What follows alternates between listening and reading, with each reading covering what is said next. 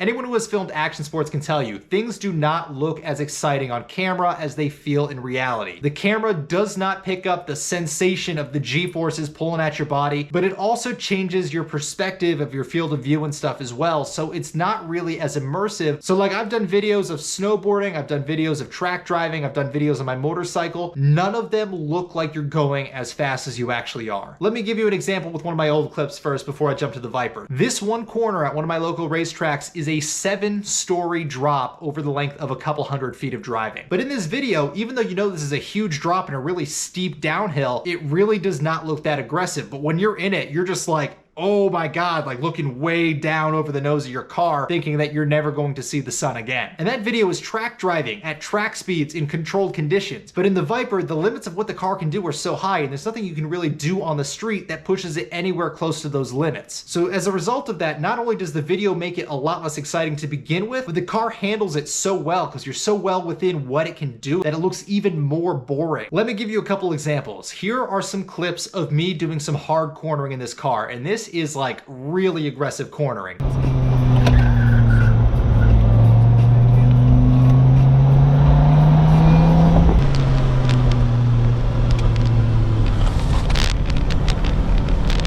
Holy grip! Some of these I am pulling over 1G of cornering force. In person, that is an insane amount of grip. But here, the only thing in the videos that gives it away is that you can see the seat shift ever so slightly. That's literally it. The seat holds you perfectly still, so your body doesn't even move. It's just the seat moving ever so slightly to the side from the really high G forces. And if no one pointed it out to you, you probably wouldn't notice it. And then the steering ratio is so sharp that it doesn't take a lot of steering input. So here in this clip, I catch a slide at the end and it's just a quick blip back on the steering wheel, and that's it. It's a very, very small movement, but that was a very large change to the wheel direction to catch a slide. That is a drastic change to where the wheel is actually pointed and how it feels in the seat, but again, it looks like almost nothing on camera. Then from an acceleration perspective, here's the first time I experienced this car at full throttle. Oh!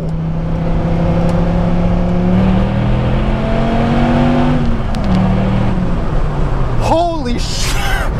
Oh my God! And then here's some reactions of some friends and family the first time they were in the car, and I'll link the full video of this below.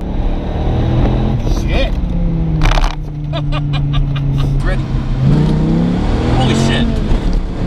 Jesus Christ! Oh my God! That green light! Oh Jesus! Holy shit!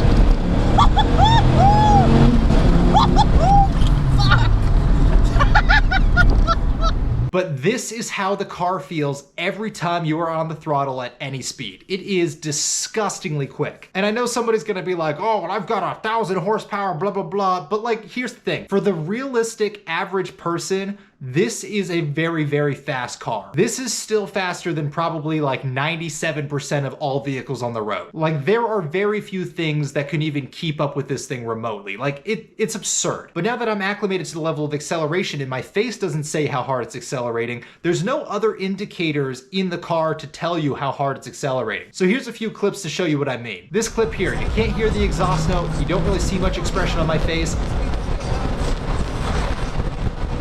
That was up to about 140 miles an hour. This clip here, the only giveaway is that the bridge overhead disappears into the horizon extremely quickly. If you didn't know to look for that, you would not be aware that the car was going over 160 miles per hour by the end of that clip. And the other problem this creates is that these clips are extremely short and you're getting to ludicrous speeds. The reality is, if I start at 0 miles per hour and I go up to 150 miles per hour in that car, the total video clip would be less than 20 seconds long. Like, that is how fast this car is. So on the road, you cannot push this car long enough to create a usable amount of content that can create a full video. It's literally just too fast. Anything that you would do on the street is so well within its means that anything you capture on video just looks boring. It just does not look exciting. And as much as the internet might like to act like it's normal, it's not normal to just drive around through traffic at 150 miles an hour. That is not like a normal occurrence. But especially in a car like this, and with my history of a head injury, that is like one of the least safe things I can do. So my chances of death go up astronomically if I were to do that. So why would I risk my life, my job, getting arrested? Why would I risk all of these things just so I can cruise at a high speed for something that still does not look exciting. Like I said, the camera really removes a lot of that excitement, so it's really exciting to experience it,